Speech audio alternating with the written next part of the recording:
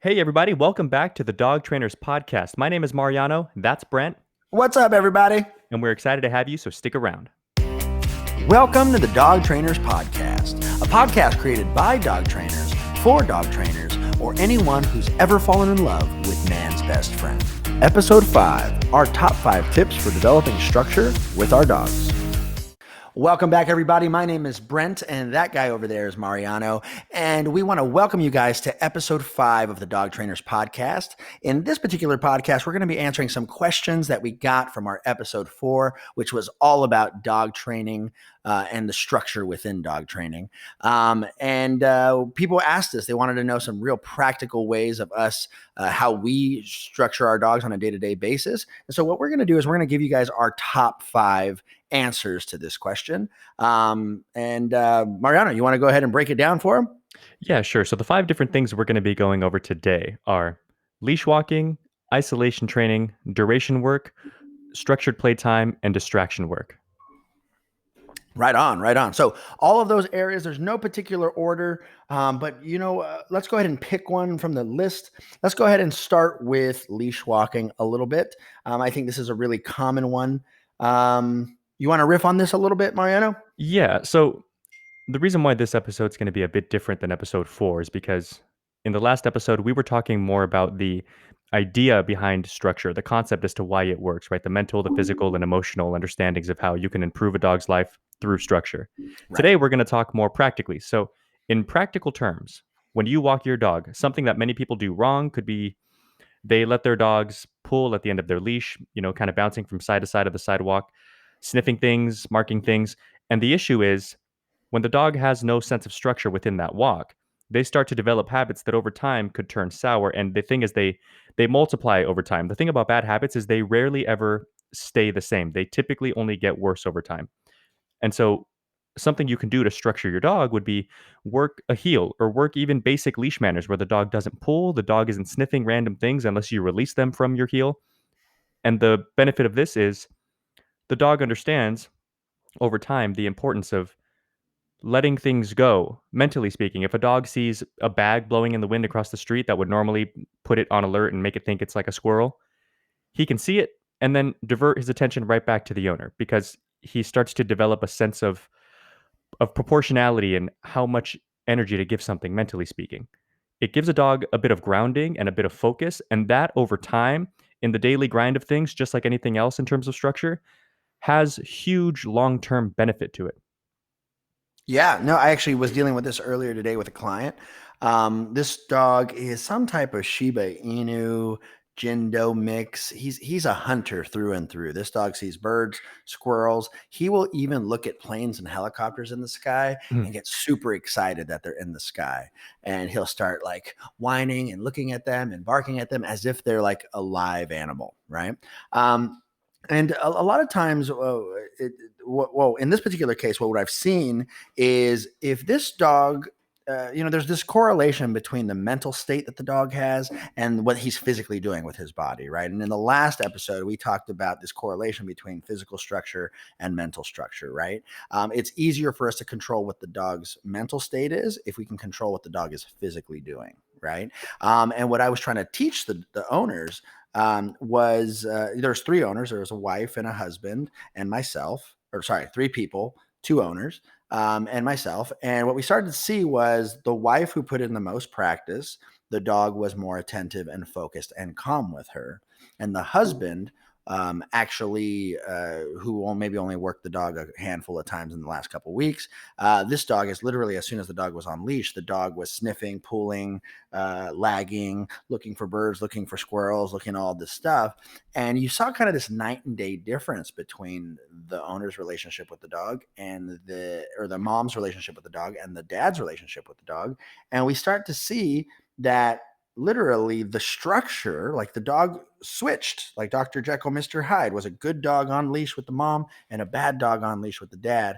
And what we start seeing that the only reason that this is because of which handler is providing what levels of structure in the relationship. Right now, obviously, there is a part of this that has to do with how much we've practiced, how much we've conditioned, also the level of distractions. But what we start seeing is that owners who practice more with their dogs are automatically applying more structure physically, mentally, and therefore emotionally. Now, this is a dog I've trained just a handful of times myself, but every time that I train this dog, the dog is has to listen, is responsive, gets heavy rewards.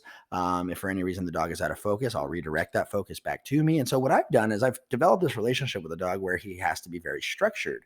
And one of the biggest complaints I always get as a dog trainer is, why is the dog so good with you? Right. And the reason is because of the parameters, limits, boundaries, rules that we set naturally as dog trainers, that a lot of normal dog owners have to learn and put into practice in order to become good. And literally, just like you saw, I saw the dog was great with the mom, horrible with the dad.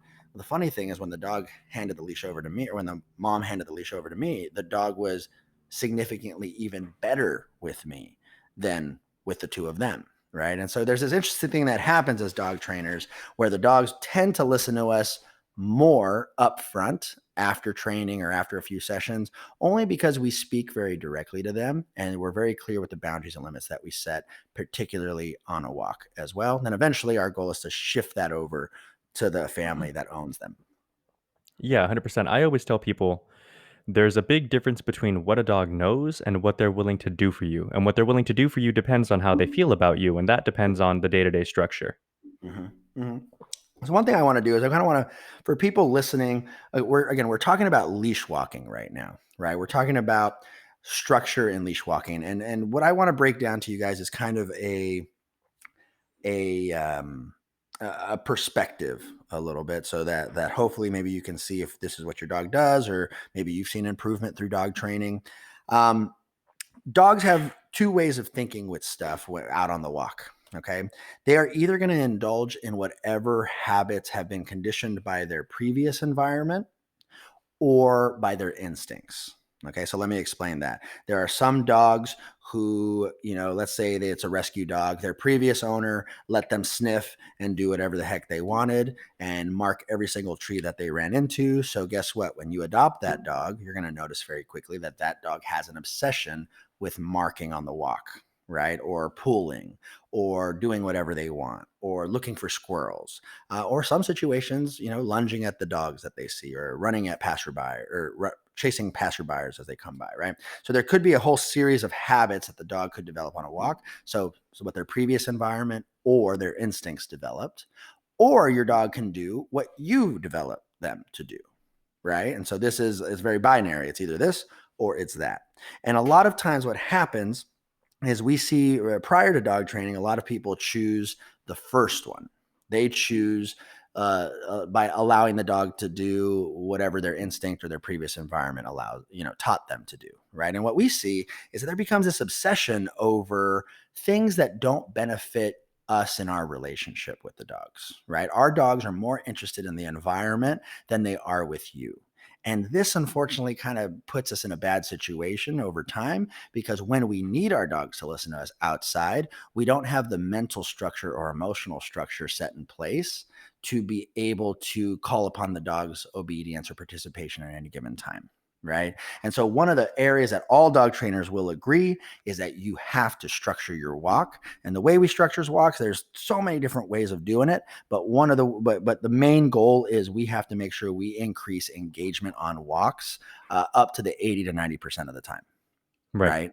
Then and have very strong recalls. So if we do allow our dogs to sniff or wander off, that on command we can get those dogs to come back immediately. So that way we can give them direction, right? So that's one thing I could say all dog trainers will agree upon. And if for any reason you guys are not practicing engagement or loose leash walking, or any increased focus on the walk, we can pretty much say with a high level of accuracy that your dog doesn't listen to you that well. Just saying.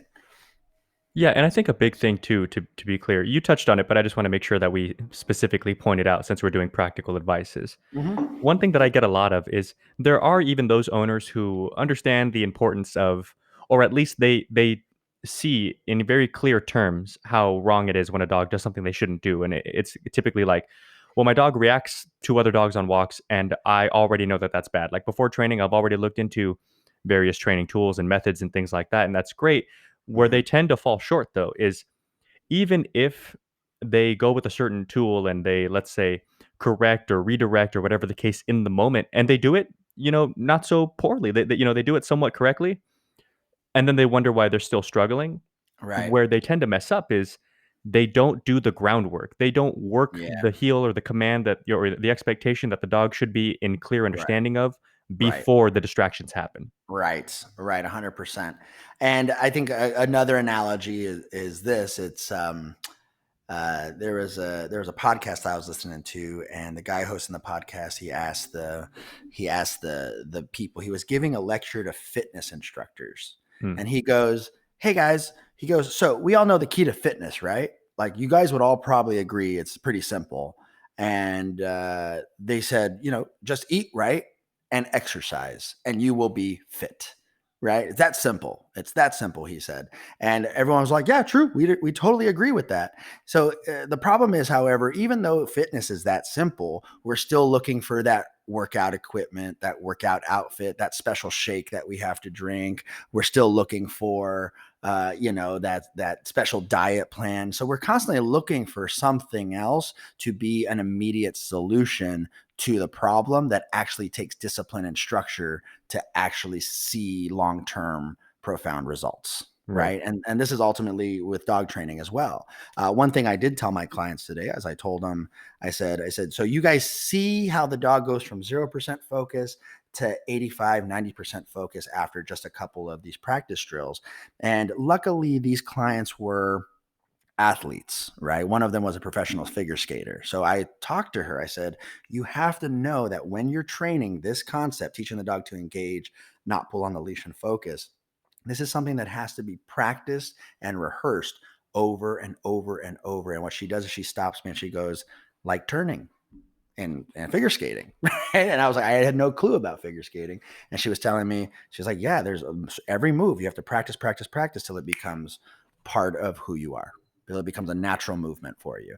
And we went over this a little bit in the last podcast, talking about the importance of conditioning. But this is so important in order for us to not only change the habit of the dog, but you're literally changing the mental and emotional states of the dog Right. as To an well. extent, even the physical. I mean, the last time I ice skated, I fell flat on my face. But it's funny. It was a stark contrast from the first couple times in that even just being on the ice, I don't know if it's you just develop certain muscles or, over time, but, like, not only was I better at skating and faster, but I wasn't as tired the next day in my legs and things like that. So, in a Hmm. very Hmm. real sense, structuring a certain thing, hammering home a certain skill set or technique, even physically will change you. 100%. It's your body will adapt and your brain will adapt. Right. So I think we talked a lot about leash walking. Just to recap, pretty much, if you guys have disengagement on the walk, if your dog doesn't pay attention to you for at least more than 60-70% of the walk, there will be a problem in the behavior with you and your dog. Right. If you guys need help, reach out to a local dog trainer and ask them to teach you how to do it. I will tell you this as well. If after 3 sessions your dog is still walking horribly on the leash, change your dog trainer. Yep. Fair Change enough. your dog trainer. That's all I'm going to tell you. Agree. Okay. Change your dog trainer. Unless the dog has a very severe reactivity and aggression issue or extremely high prey drive, then change your dog trainer. Cool. Yeah. All right, let's move on. I want to talk about the next subject: isolation training, independence training, crate training, den training. There's so many words for isolation training, but in essence, what we're trying to teach the dog is to be separated from us against their will, because there might be realistic times that this might have to happen. Right? Let's say you have a guest over who doesn't like dogs. Let's say you're having Thanksgiving dinner and you're scared that the dog might jump on the table and steal some cranberry sauce, or let's say you're having a bunch of guests over and you're scared that the door might be left open. Right? So we need to be able to house our dogs or place our dogs in places where that they can be safe, relaxed, and sometimes not involved in everything that's going on in our household. So isolation training is really teaching our dogs independence and teaching them how to entertain themselves when we're not available to entertain them in real life. Yeah, and isolation training goes so much deeper than a lot of people think. I Hmm. mean, everything that you just said is 100% true. It's very beneficial from time to time to crate your dog. I just had this conversation the other day with one of my board and trains that goes home in like a week. Hmm. And, they were asking the questions, well, what do I do if this happens or that happens? And I was like, well, listen, if you're busy, if it's a party, put him away. Why risk him bolting out of the door and having all these Hmm. issues?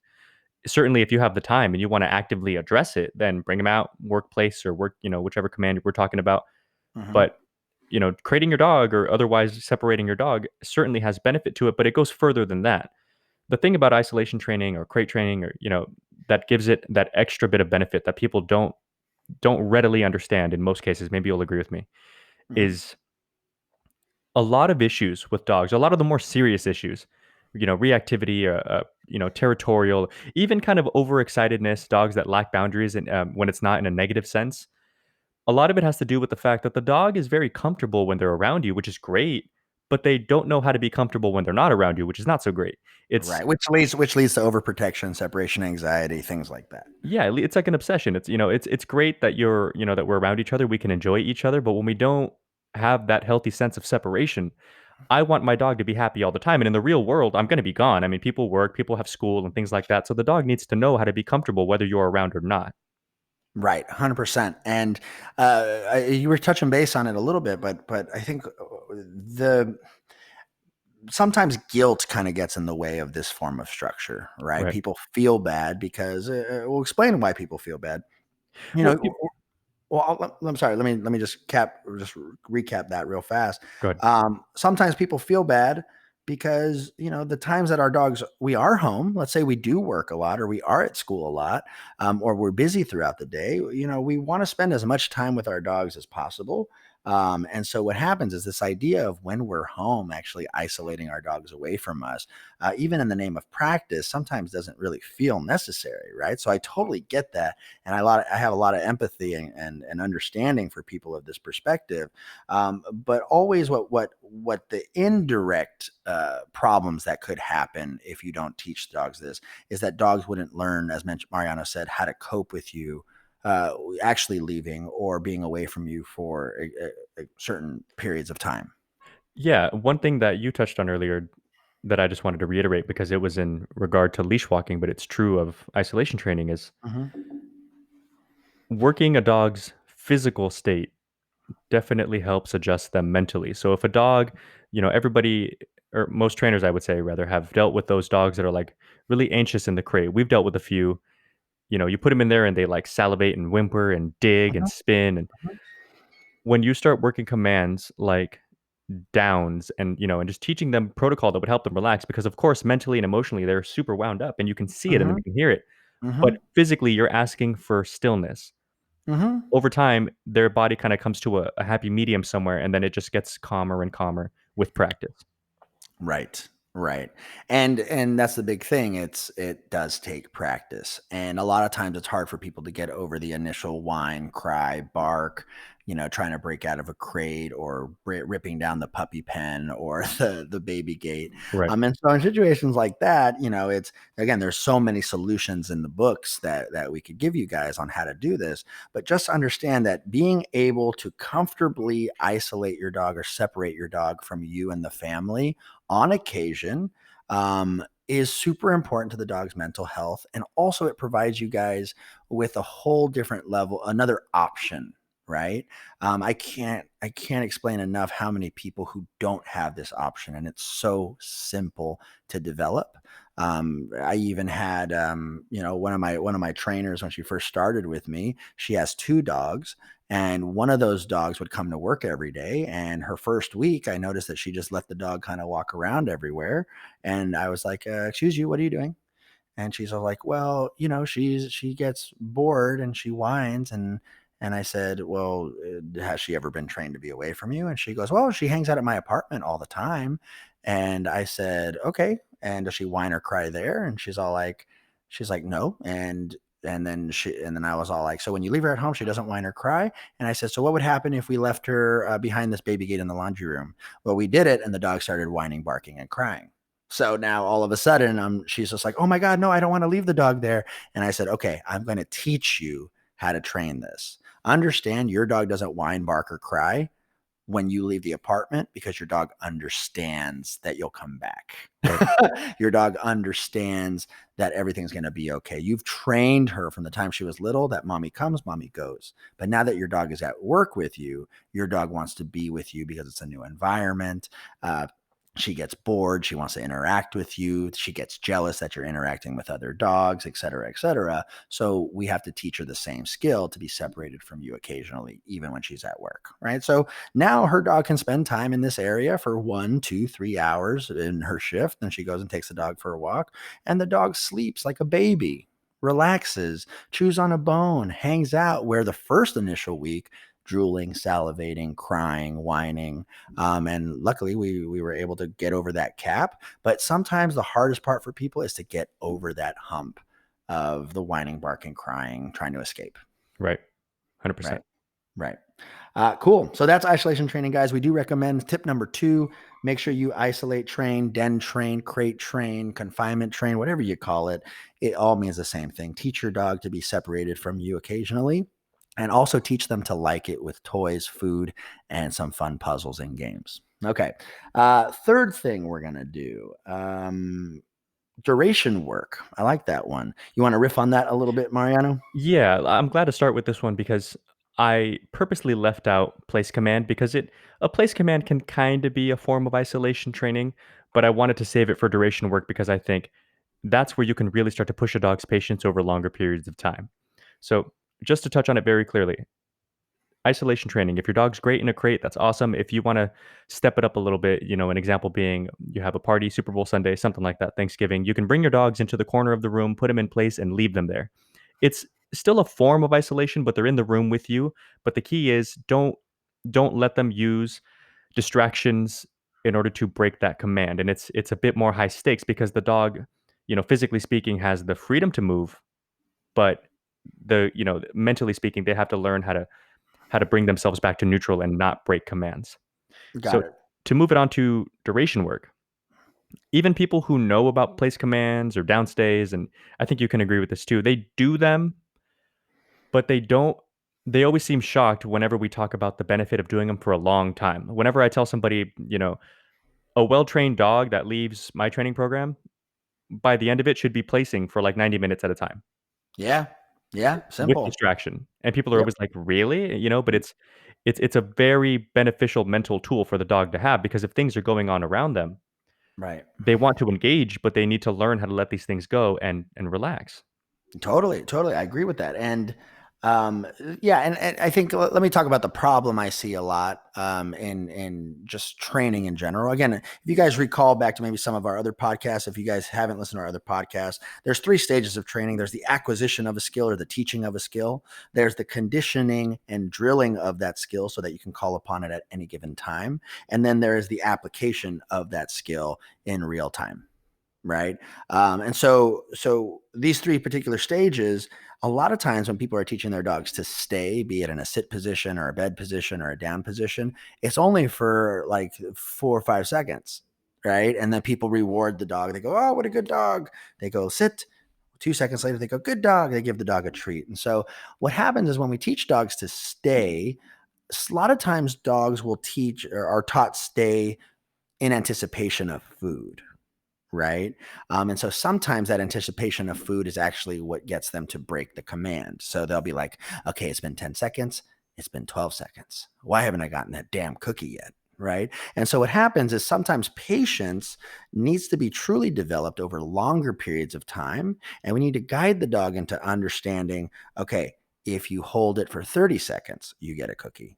If you hold it for 45 seconds, you get a cookie. If you hold it for a minute, you get a cookie. And little by little, we have to strengthen duration of time that the dog is holding the command longer and longer and longer. And what we start seeing happens when we do this, not only are we teaching the dog to be still, but we're teaching the dog to stay attuned and focused for longer periods of time on specific tasks, right? Now, in an obedience sense, this is how we get dogs to do really cool things on big open fields in front of thousands of people. You work a lot on duration and conditioning.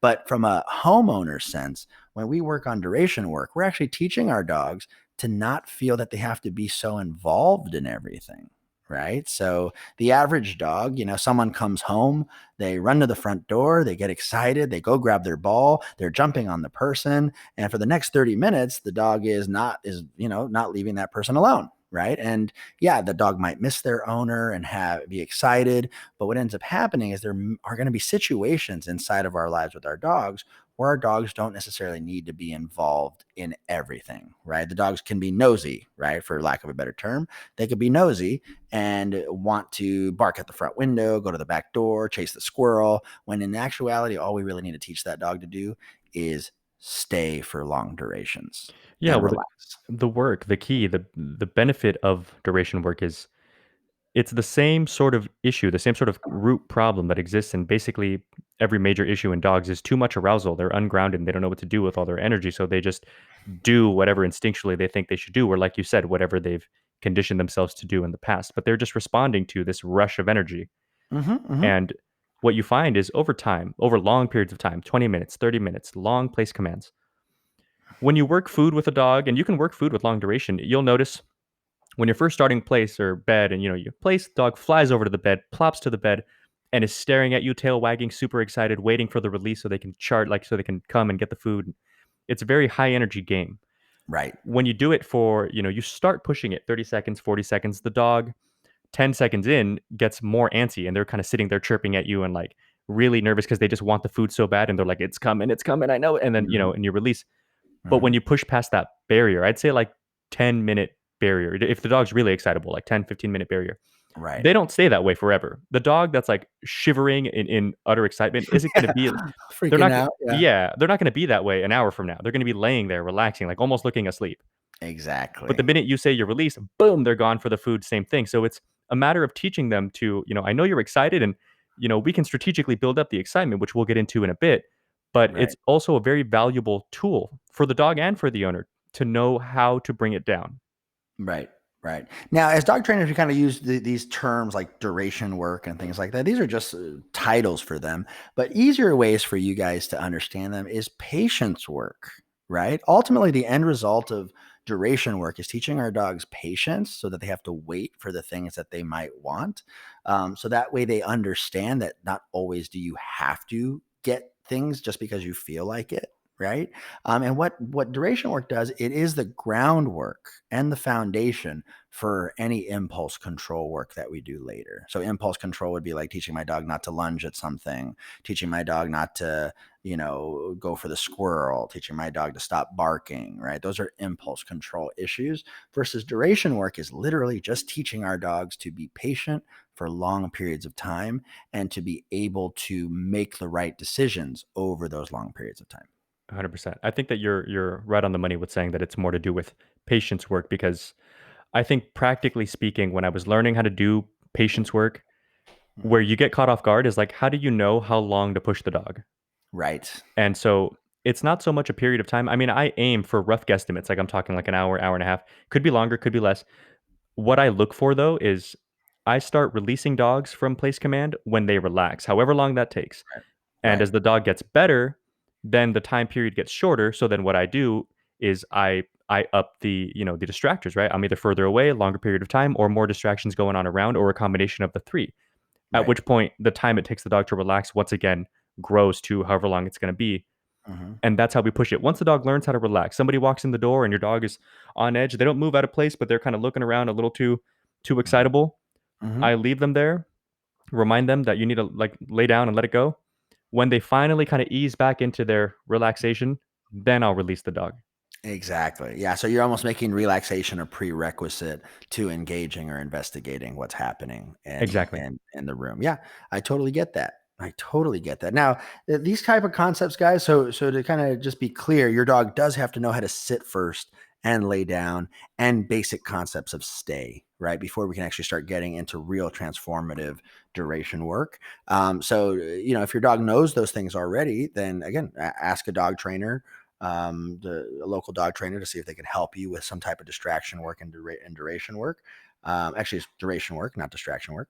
And yeah, hopefully they can help you guys with it. But just know that the beginning of it's going to be slow amounts of progress. So, like for example, when I'm teaching people stay for the first time, maybe that first session, we're happy with a 10-second stay. Your dog Right. stayed for 10 seconds. That's awesome. Reward that dog.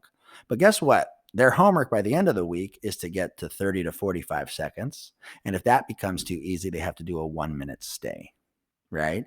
And it's so interesting because once people get past 30 seconds of staying, 10 seconds is rough, 15 seconds is rough, 20 seconds is rough. But once you can get a solid 30 seconds, 1 minute becomes super easy for your dog to do. It's really 100%. crazy. After 30 seconds, your dog kind of loses track of time. So if you guys can't do a 30-second stay, um, then work up to a 30-second stay, but just trust after 30 seconds, it becomes so much easier for your dog to stay for 45 to a minute. And you know what? If your dog can already do a 30-second stay, why isn't your dog doing a minute stay? You just have to push it just a little bit more. So go ahead and push it just that tad bit. Practice it both in the sit position and the down positions, or Mariano was talking about a place command, and all of this duration work will start adding up and start strengthening that muscle of patience and impulse control. All right. 100%. Cool. Let's see. What's the next one, Mariano? You want to read that off? Yeah, structured playtime. I'm excited that this one's coming next because you just touched on the importance of it right at the end of duration work there. And it was the dog needs to understand, of course, what you're asking of them before you start asking things of them for longer periods of time. So, structured playtime, obedience drills can be things like, you know, when we say obedience drills could be a fun game out of it. That's when we're talking about really quick repetitions, place, break, place, and the dog is just flying back and forth, really Mm-hmm. kind of hammering it home. They're very their excitement levels are very high. So we're not working the same sort of skill set as we are in duration, but we're just kind of building the prerequisite. We want to make sure that the dog knows exactly what they're doing and really drill it to a point that it's almost not a thought. Like when you're driving, you get so good at it that it doesn't really take up mental bandwidth anymore, and you're free to do other things safely, like have a Right. conversation. So Right. you Or can do text. No, don't do yeah, it. don't Everyone well, does it in America. Come on. yeah, no, don't do that. Um, but yeah, so working mental drill, and that can be anything. It could be just working sit, break, sit down, and just hammering obedience drills home, making it high energy yourself with lots of fun, lots of toys. A really fun way to go about it, which is why we call it structured playtime, is to make a literal game out of it. I know Mhm. that with certain high energy dogs, like I love seeing people work, like Mally puppies that are going to be like, legit competition dogs one day, and they're just so driven. I mean, they like food, but they love the tug toys, or Yep. the bite sleeve or what. So Yep. that dog is only too happy to do whatever you ask for it, even for long and very demanding play sessions. And it's amazing to see what you can get out of the dog when you know how to appropriately motivate them. Right, right. And so I want to kind of break down the structure of a game, and then we're going to go over what a structured playtime is. Okay. Okay. A lot of domesticated dogs, they don't know how to play completely. I wouldn't say they don't know how to play, but they don't know how to play completely. And so we'll talk about what the definition of an actual game is. In dog training, you said this term in the last podcast. You said a positive feedback loop, Yeah. right?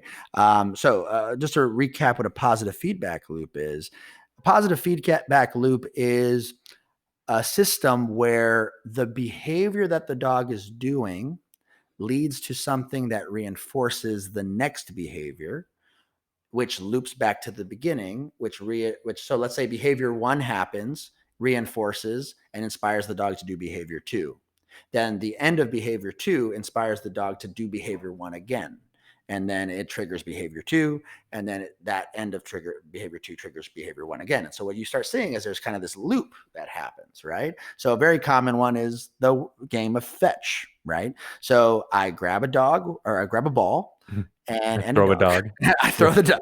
I grab a ball. I throw the ball. The dog is naturally driven by me throwing the ball to go chase it. That's behavior one. The dog puts the ball in his mouth. And now the behavior of bringing the ball back to me is triggered, which makes me throw it again. Right. So this becomes a behavior loop. So behavior one is chasing the ball. Behavior two is bringing the ball back, which starts the whole cycle over. I grab the ball and I throw it again. Right. And if we kind of see any game that people play, look at basketball. It goes to one side of the court, the other side of the court. Look at tennis. It goes to one side of the court, the other side of the court. Right. And same thing with football, one end of the field to the other end of the field. So what happens is one pretty much offense creates a defense. There's always the yin and the yang of playing. And what we see in play in general is sometimes the dogs don't finish the loop. Right now, let's talk about like in the game of fetch, for example. I know a lot of clients that their dog will grab the ball, bring it back, but they don't do what? They don't They drop don't it. they don't drop it or let it go, right? So guess what you have to teach in obedience as part of the foundation? Hmm. Drop it, right? You have to teach that fundamental skill or else the loop in play is broken, right? Same thing with tug of war, right? You mentioned Mals earlier, Belgian Malinois, for those of you guys listening. But sometimes these dogs, you could have a cookie next to them, or you could have a tug toy, and they pick the tug toy 80% of the time, right? So it's really interesting because the desire, the thing that the dog likes, is to competitively tug against that toy. And it's so funny if you throw that toy away, like get out of here, and you throw it, that dog will go grab that tug toy, bring it back to you because he wants you to tug on it. Right. Right. And so this is, again, a positive feedback loop. So anytime that we train dogs or play with dogs, we have to make sure that the loop, or I call it a reinforcement loop, but there's so many names for it, that the loop is complete, right? And if that loop's not complete, we have to figure out what area sucks, and we have to teach that specific area. So again, in regards to fetch, there are dogs who chase the ball, they just don't bring it back. Right. There are dogs who bring toys to the owners, but if you throw it, they won't grab it, right? So behavior 1 needs to be taught, behavior 2 needs to be hot, and any kink in the loop needs to be fixed. Yeah, 100%. I can say that my personal dogs, all three of my personal dogs, now that I think about it, none of them were fetchers naturally. I had to teach all three of them how to fetch. They would either there was a disruption in the link somewhere. They wouldn't bring it back, or they wouldn't let it go, or they just wouldn't chase it in the first place. But then once I got fetch itself going, I saw over time, they'll do it. Let's say after a couple weeks, we actually get fetch going. They bring it, they drop it. But then a couple weeks after that, they're more excited because they've had time to really learn to enjoy the game. Right. Right. Right. They get comfortable with it. So again, they're kind of their mental bandwidth is free again because they're not calculating every little move anymore. It's just muscle memory now. So Mhm. then I would step it up, and now we get into structured playtime. I mean, fetch is already a structured game, like a sport, but I can add extra structure to it. Hey Simba, sit. Okay, now go get it. Down, now go get it. And I can Exactly. I can really push. I can, down, throw the ball. He sees it and he's like on edge about to break. And if he doesn't, then I release, now go get it. And you can start to make obedience out of it, but he's so driven for the ball, I don't even think he's aware that we're training so much as we're playing. Right. And here's a perspective that that the average dog owner doesn't have. Um, but it's super important, right? So you look at two sides of the spectrum. Let's say you have a dog that's very driven, loves balls, squeakers, food, you name it. In essence, to achieve balance, we have to not only play games with the dog, right? So a lot of times people will say, my dog will chase that ball for hours, and they throw the ball, they throw the ball, they throw the ball, they throw the ball, they throw the ball. And if you guys remember from our last podcast, we talked about how with certain breeds of dogs, they're just built to, when they engage in an impulsive behavior, their body gets hit with some dopamine, some reinforcing chemicals, some feel good chemicals, some adrenaline, and what happens is they get an extra boost to keep going for another 10 minutes, and they keep getting recharged, recharged, recharged. So this is more of a working breed: Vizsla, Weimaraner, Belgian Malinois, anything high drive, a terrier, something like that, right?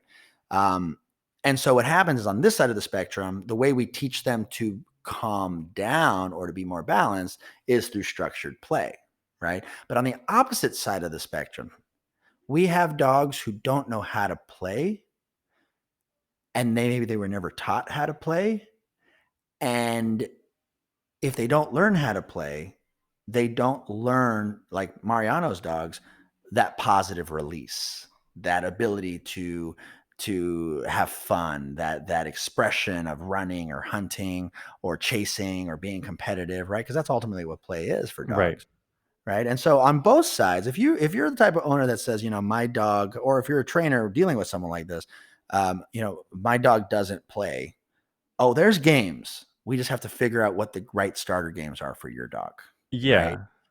Yeah. And We've then met if some your pretty dog, nervous dogs. I don't think we've ever met a dog that didn't like one game or another. yeah. And again, it's going to be a slow process, but I tell you what, when you teach that dog to play, you will see the confidence that develops in that dog. right? Play is one of the most important things across the animal kingdom. And if you can take a dog who doesn't know how to play, teach them how to play, and you're going to see that just providing that structure, that discipline of, well, what the dog would consider to be like a sport, like chasing the ball is a sport, tugging is a sport, finding food hidden in between the couch cushions is a sport, right? Like little things like that, it builds the dog's confidence, where you can take an insecure dog and build their confidence to a more balanced level. On the flip side of that, you could take a wild, spastic, untamed dog. Shout out to your I was dog, going to say, an untamed dog, and tame them through structured play. So this idea of play and obedience working hand in hand, it has to be developed. So that way we can burn the dog's mental brain calories pretty much, right? If we can burn more brain calories, we have happier dogs. yeah, one thing I just want to touch on before we move on here, because I think we've hit this very well, is what you said earlier. I liked about breaking down the concept of the positive feedback loop itself, Mm-hmm. and the other aspect to it being, of course, in and of itself, a positive feedback loop is something that reinforces itself. And we got into the whole, the dog needs to know the whole thing so that they can do the whole thing. But Mm-hmm. in terms of overall structure, the overarching idea of this entire podcast is the more the dog does it, a clear example of why it's beneficial is when you're giving someone or a dog a structure, you're giving them a tangible goal, a directive. Like in basketball, the goal is put the ball in the hole. And once you have that, you know whether or not you did it, which means the dog now has the opportunity to win. Technically, the Yes. dog also has the opportunity to fail, but that's where proper training comes in to limit those opportunities to very minimal. And check it out. The dogs will fail many times in play, but that's the fun part of play. Right. Sometimes my dad wins or my owner wins, and sometimes the dog wins, right? And this is the important part of play. It's even if you study dog behavior where dogs play, sometimes one dog's on top pinning the other one to the ground, and then they will on purpose switch with each other. So don't look at play as a competition with your dog. Look at it as a contest. Right. Sometimes I win, sometimes you win. Okay. Next time we're going to see who wins. Right. And so little by little, this way, both parties, the owner and the dog, can actually take some enjoyment out of this. Yeah, it's like a competition, but you're both on the same team. It's can we Yeah. get better? Can we get better? And just keep pushing that over and over. But over time, when the dog has a very clear understanding, bring it back to me. Okay, there you go. Good job. Here you go. Here's your reward. Here's the ball. I know you like it. And then when they Mhm. get better at that, okay, sit down. Oh, good. There you go. There's the ball. And so they have tangible, very clear examples that even the dogs understand of, oh, I've done something right. And that becomes its Right. own positive feedback loop to combat the negative stuff. Right. Totally. Totally. Awesome. Hope that was helpful, guys. All right. We have one more, Mariano. Let's talk about it. Let's do it. Distraction work. Okay. So 3Ds in dog training: duration, distance, and distraction. You guys may have been taught that before or heard of that. If you guys haven't, pretty much anytime we're teaching dogs self-control, both mental and emotional, we have to have distractions. Now, the way I like to teach distractions to my clients is very simple. There are three kinds of distractions that happen. There are social distractions, which are anything that are alive, right? Anything that's alive. It could be a dog, it could be a human, it could be a child, it could be a bird, things that are alive that the dog wants to interact with in a social way. That's why I call them social distractions. So, just to differentiate, if my dog wants to eat the cat, that is not a social distraction. If my dog gets excited to see cats and tries to play with them, that is a social distraction. Make sense? So, the prerequisites are the thing has to be alive and the dog needs to not want to hurt it or eat it. Well, the dog wants Okay. to socialize. They want to socialize. That's the key. All right. Number two, I call these ones excitement distractions or drive distractions. Okay. Excitement distractions are things that get the dog hyper or hyper distractions. Yeah. Things that get the dogs hyper. Right. So these are going to be, could be the presence of food. It could be their tennis ball. It could be their squeaky toy. It could be that parent that spoils the heck out of them that they really, really like to see. So whatever it is, the thing that really gets your dog uppity, alert, and excited, but in a happy way, not in an aggressive, dominant type of way. Right. Okay. And then we have kind of more of our fight or flight distractions, right? The things that either piss our dogs off in a defensive way or things that get our dogs insecure or defensive. right? So your dog can either be protective or defensive. Okay. So we have social, we have things that get your dog excited, and then we have our fight or flight distractions. Okay. Now, ultimately, what we're trying to do, we are trying to teach a dog to control their natural impulses. Okay. So impulses and patience are two different things. We talked about how duration work helps develop patience in your dogs, but impulse control is specific. Impulses are specific from dog to dog, right? There are some dogs who love food, some don't care. There are some dogs who love affection overall, some don't care. Some dogs chase squirrels, some dogs only chase cats, right? And it changes from dog to dog to dog. So when we're working with distractions, we're trying to teach the dog to fight the impulse to just go for it, right? Whatever it is. Right. And always when I work with them, I like to work with them in order. Social distractions first, excitable distractions second, and then the fight or flight distractions third and last, because those tend to be some of the heavier hitters of behaviors like aggression, reactivity, biting, et cetera, et cetera. Right. Okay. You want to riff on something? Yeah, I think when it comes to distraction work, I just wanted to touch a little bit about why you do those in order because it makes perfect sense. When we talk about the final one, the fight or flight distraction, we save that for the end because when a dog is nervous or otherwise anxious and angry, that's when they're least kind of present and balanced. And so, They're not even learning. They're not exactly learning at that time. right, they're not Yeah. learning and they're not really in a position to intake information. So, Right. a lot of times you'll hear owners with that, my dog is great. We're walking and then he sees another dog and he just sees red and it's like he can't hear me. It's like he doesn't understand Hmm. me. And Hmm. the dog is just in a place where the cup is full and there's no way to pour anything else into that. So when you start to teach them to control themselves under distraction in smaller quantities, you're just kind of pouring a little bit more out of the cup at a time so that there is actually space in there so that you can inject some obedience in there. So dog Yeah. sees whatever it is that sets them off, like a bike at night or something, and you can see their arousal levels kind of climbing before the dog actually lunges. In most cases you'll see them kind of get stiff, and the process starts somewhere. And as you start to calm them down and they're in a position to actually hear you and listen, that's how you can start getting into those things. But that kind of thing takes time, which is why we save it for last. Right, exactly. And also, another reason why it's last is because it takes repetition to teach our dogs to control their impulse. And so many times people will say, again, my dog is great, but he does this one thing that's bad. And that one thing that's bad is he's either destroying something, trying to kill something, or being so compulsively annoying. Right. And the problem is if you try to work with the scary distractions, the things that make your dog scared and defensive, it's not going to be enjoyable work. Right. It's really not. It's not. The nature of aggression and reactivity is just not a pretty thing. So, what we do is we prime the dog's brain working with social distractions first. So that way we can do it over and over and over. Sit, stay before you say hi to mom. Sit, stay before you say hi to dad. Sit, stay before you say hi to the kids. Sit, stay before I let you off the leash in daycare. So there's sits, we teach the dogs to be and control their impulse, but in a fun way. So that way we can get a shit ton of reps in, right? Now, when the dog has passed those stages, I guarantee you your dog is now going to be primed to pass the second stage, which is the tennis ball work, the food work, the squeaker work, the skateboard work, the little children running around work, all the things that really start triggering some of his excitable impulses, right? The things that get him super happy. And then if we do that properly, now our dog has the capacity to actually go into the fight or flight distractions and actually have the ability to combat that.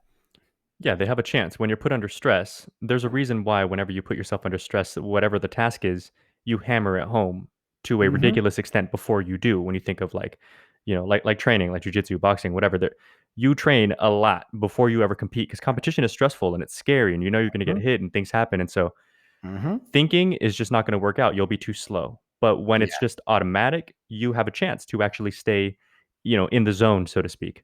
Yep. Yep. 100%. So that's what we would call distraction work, right? So let's go ahead and recap these five. So leash walking, isolation training, den training, crate training, confinement training, whatever you call it. Duration work, which is getting our dogs to learn to be still for very long periods of time. We're talking 30 to 45 minutes at the end, right? Obedience and structured play, obedience drills and structured play. So structured play is make sure that you develop that positive feedback loop or that reinforcement loop where the whole loop of the play session is complete, right? And then the very last one is our distraction work that teaches our dogs impulse control, right? If you guys focus on these 5 things with your dog, and you guys are successful at it, we guarantee that just the level of cognitive thinking that you can see your dog doing, that the level of loyalty, the level of peace of mind that the dog has in their everyday lives, and most importantly, they're going to be more enjoyable for you guys. They're going to be more enjoyable. That's the most. My biggest mission as a dog trainer was teaching people that they can do so many things with their dogs. Take them to parks, take them off leash, take them to a friend's house. If you put the work in, like these are the types of things that we strive for. I'm a big believer. The more involved the dog is in your life, the better dog you're going to have. Right. A lot of times those people don't spend time with their dogs because, to be honest, they're not controllable or they misbehave in certain circumstances. So Right. if you guys practice these 5, we know that your life will be so much better on a very emotional and practical level.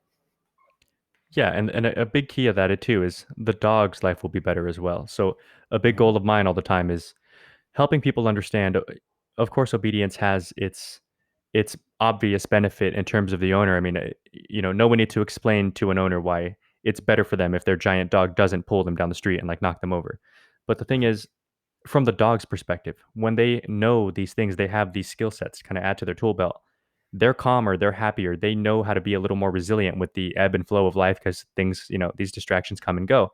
Mhm. I just wanted to point out very quickly before we wrap up here the last 3 points: duration work, obedience drills, and distraction work.